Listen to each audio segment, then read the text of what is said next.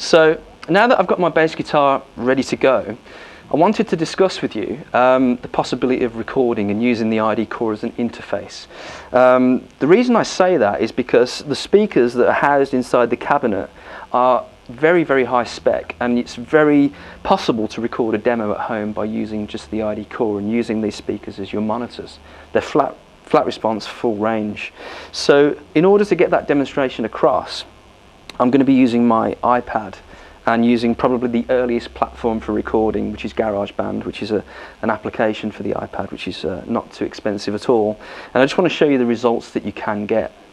So if we just open that up, I've already got a preloaded drum track on there, so we can jam along with some ideas and see what we can come up with. Okay, so I'm just going to run the drum track and get an idea while I play along.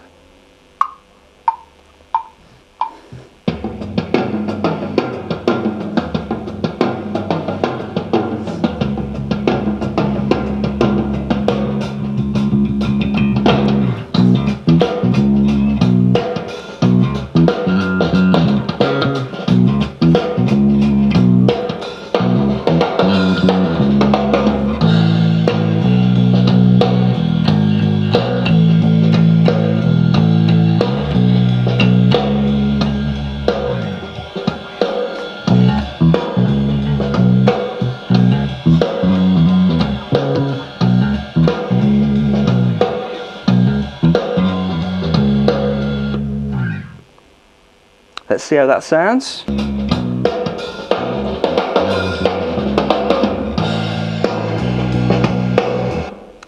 I'm pretty happy with that.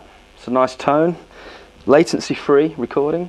Again, the iPad is just simulating a laptop or any DAW that has recording on there. So it might be a Mac with Logic or a laptop with Cubase, for example. So I'm happy with that bass line, and now we can look at putting an electric guitar down. Okay, so I've got my electric guitar back on board now. We're going to open a new track so we can record something else. And I thought this would be a good opportunity to show you the extra 2 voices for electric guitar, which is the acoustic simulators.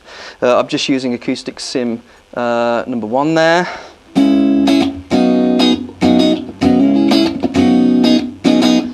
Now you might be thinking, why is there an acoustic sim going to be useful for me when there's acoustic voices on there? Well, one, not many people, well, not, you know, some people might not have an electroacoustic at home, and you might just have an electric guitar, but also that particular type of frequency is really good for recording, and it sits between the clean voicing, the distorted voicing, and an acoustic guitar, so it can be there as the glue for your music or your track that you're recording.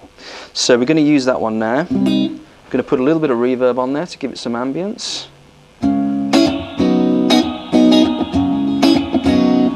A bit less on the level, and we'll see what we can come up with.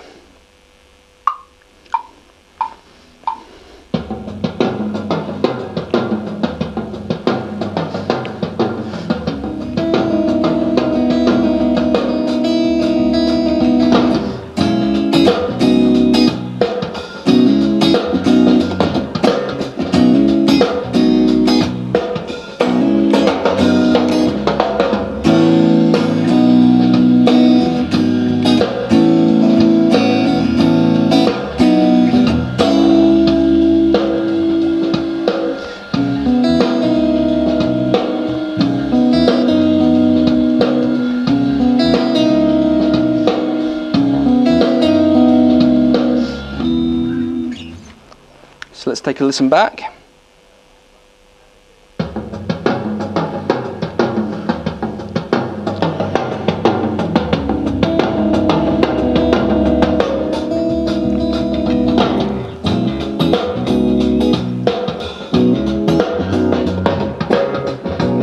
That sounds pretty good to me so far.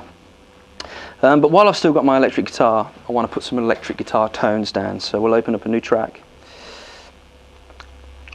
And away we go. Let's select stereo, of course, because we're using a stereo unit.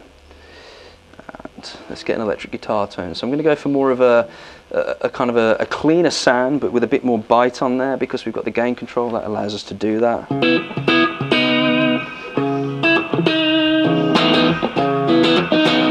That's kind of a cool tone. So it's clean, bright, but I'm pushing that gain stage. I'm using the same reverb as before. the idea. So let's hope for a new take.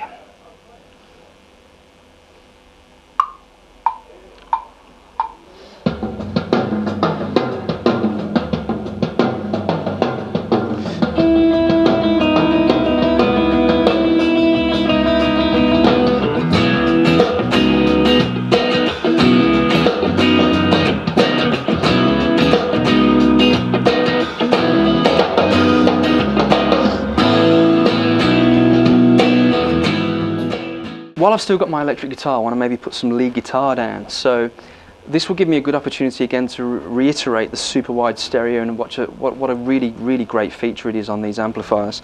So I'm just going to reintroduce a bit of delay. This is my standard dry guitar tone. We've got some super wide stereo delay. Really sounds quite distant, you know. For my ears, even being this close to the amplifier, it doesn't sound like it's coming from here, but it's surrounding me. It's a very cool experience. Let's introduce a little bit of reverb as well. That's quite an ambient rock guitar lead tone, and we'll attempt to put some down.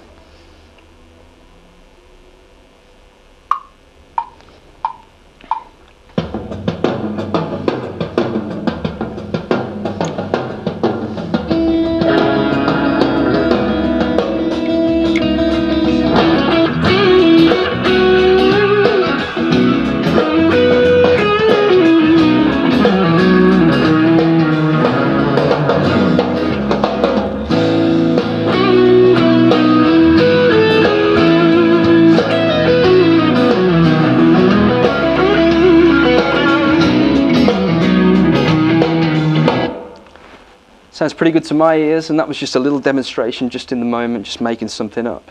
So for home recording and demos, the ID Core Beam will be a really great option to have as one of your choices of items for doing such a job. So onto the Bluetooth streaming side of things.